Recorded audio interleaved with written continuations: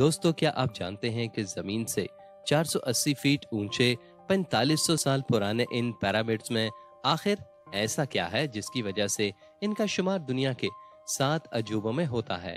और इन पिरामिड्स में से दी ग्रेट पिरामिड ऑफ गिजा तो इतना बड़ा है कि इस पिरामिड में पूरे 13 बुर्ज खलीफा समा सकते हैं। तो आखिर इतने बड़े पिरामिड में वो कौन से राज छुपे हैं जिनको देखने के लिए जब रिसर्चर्स ने इस रोबोटिक कैमरा को पिरामिड के अंदर भेजा तो इन पर ऐसे क्या इंकशाफात हुए जिनको देखकर तमाम रिसर्चर्स हैरान रह गए। दोस्तों, इन पिरामिड्स में से सिर्फ दी ग्रेट पिरामिड ऑफ गिजा ही इतना बड़ा है कि इस एक पिरामिड में तकरीबन 23 लाख के करीब स्टोन्स का इस्तेमाल हुआ है, जिसमें से एक पत्थर का वजन तकरीबन 50 टन के करीब है। और अगर इस पिरामिड के कुल वजन के बारे में बात की जाए तो इसका वजन तकरीबन 60 लाख टन के करीब है। मगर सवाल ये पैदा होता है कि आखिर आज से 4500 साल पहले जब इंसानों के पास कोई टूल्स भी नहीं थे तो तब इतने बड़े और वजनी पत्थर कैसे इतनी ऊंचाई तक पहुंचाए गए। और इन पिरामिड्स को बनाने में ऐसे कौन से इंजीनियर्स का हाथ था जिन्होंने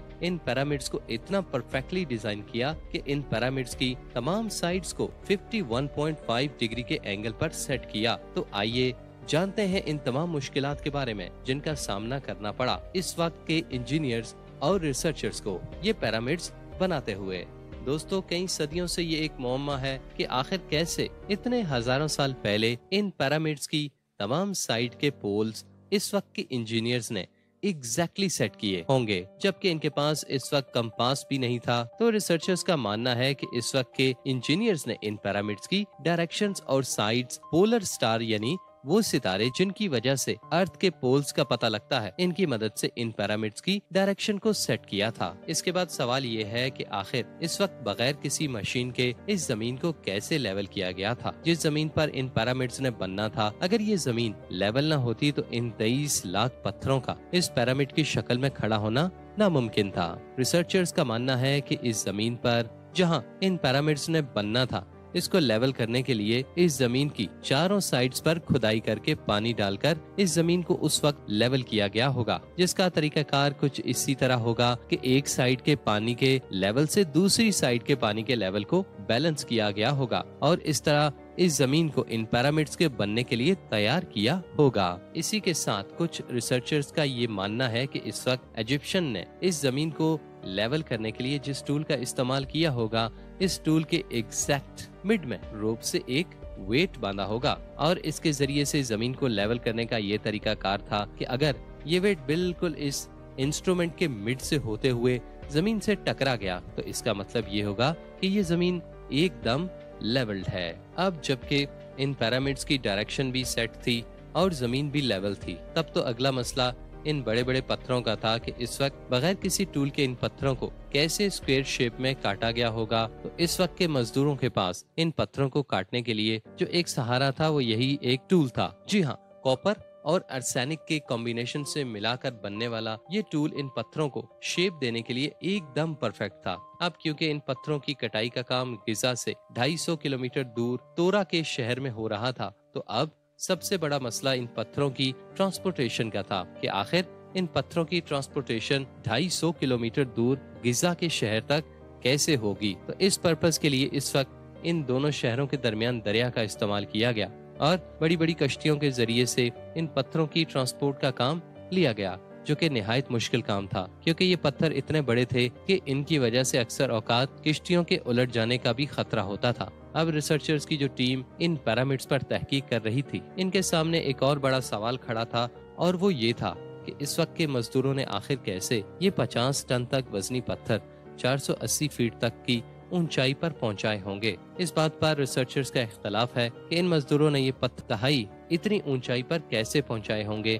तो कुछ रिसर्चर्स का मानना है कि ये पत्थर स्पाइरल ट्रैक के जरिए से ऊपर पहुंचाए गए होंगे, तो कुछ का मानना है कि ये पत्थर जिग-जैग ट्रैक के जरिए ऊपर पहुंचाए गए थे। मगर इस बात पर सब रिसर्चर्स का इत्तेफाक है कि ये टास्क निहायत मुश्किल था, जो कि इस वक्त बगैर किसी क्रेन की मदद से मजदूरों ने किया। तहकीक करने पर एक और जो बड़ा इंकशाफ रिसर्चर्स पर हुआ था वो ये था कि ये पिरामिड जिन पत्थरों से बना वो लाइमस्टोन के थे, जबकि इस पिरामिड के अंदर मौजूद चैम्बर्स में जिन पत्थरों का इस्तेमाल हुआ था वो लाइमस्टोन नहीं बल्कि ग्रेनाइट था। डायमंड के बाद सबसे सख्त पत्थर ग्रेनाइट ही होता है। तो रिसर्चर्स की हैरत खत्म होने को नहीं आ रही थी कि आजकल के दौर में भी ग्रेनाइट को काटने के लिए बहुत ज्यादा हैवी मशीनरी का इस्तेमाल होता है। तो इस दौर में बगैर किसी मशीन के इस मजबूत पत्थर को कैसे तराशा गया? तो रिसर्चर्स ने ये पता लगाया कि इस वक्त के मजदूरों ने बगैर दांतों वाले आरे की मदद से इस ग्रेनाइट को तराशा और इस आरे की दोनों साइड्स पर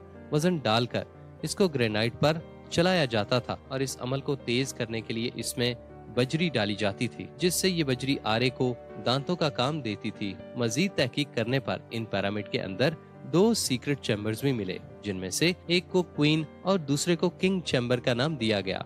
और पहली बार जब इस किंग चैम्बर के अंदर रिसर्चर्स की टीम गई थी तो इन्हें इसके अंदर 4500 साल पुराना ग्रेनाइट से बना हुआ एक ऐसा ताबूत मिला जो कि अंदर से बिल्कुल खाली था।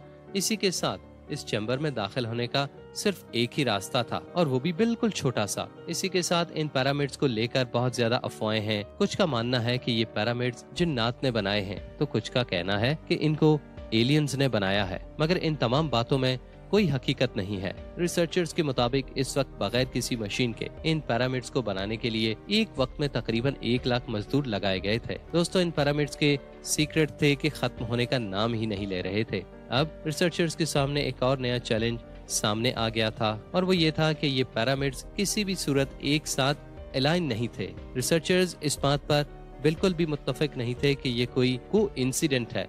इनका कहना था कि वो मजदूर जिन्होंने इन पिरामिड्स को इतनी महारत के साथ एकदम परफेक्ट बनाया है, वो आखिर बगैर सोचे समझे इन पिरामिड्स को एक दूसरे से दूर इस तरह तो नहीं बना सकते कि ये बिल्कुल भी एक दूसरे के साथ अलाइन ना हो। लेकिन वहाँ मौजूद एक रिसर्चर ने ये इंकशाफ किया कि इन पिरामिड्स की ये पोजीशन एक सोचे समझे प्लान के मुताबिक डिजाइन की गई थी, और वो ये कि क्योंकि इस दौर में इजिप्शियन बहुत ज्यादा स्टार्स और इनकी पोजीशंस पर यकीन रखते थे, इसलिए उन्होंने इन पिरामिड्स को ओरियंस बेल्ट के 3 स्टार्स की पोजीशन के मुताबिक बनाया था। दोस्तों, 1980 में जब इन पिरामिड्स पर रिसर्च हो रही थी तो इस वक्त रिसर्चर्स ने जब इन पिरामिड्स पर एक्सरेज डाली थी तो इन रिसर्चर्स को पता चला कि इस पिरामिड में किंग और क्वीन चैम्बर के अलावा एक और सीक्रेट चैम्बर भी मौजूद है। और वहाँ मौजूद रिसर्चर्स का मानना था कि ये वही चैम्बर है जिसमें इस वक्त के इजिप्शियंस की हिडन सीक्रेट्स मौजूद हैं। इन्हीं सीक्रेट की तलाश में जब इस होल में रोबोटिक कैमरा भेजा गया तो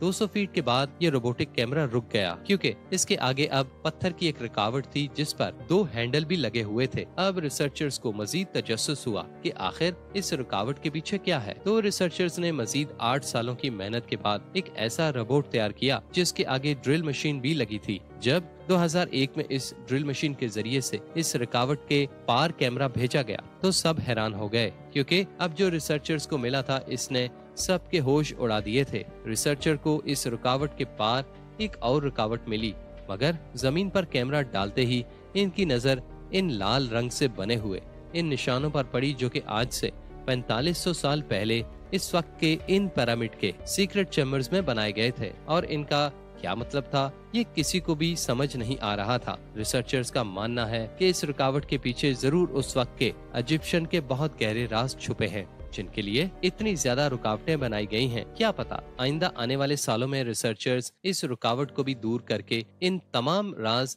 जान लें। उम्मीद करते हैं कि हमारी ये वीडियो आपको जरूर पसंद आई होगी। नेक्स्ट इंटरेस्टिंग वीडियो तक खुदा हाफिज।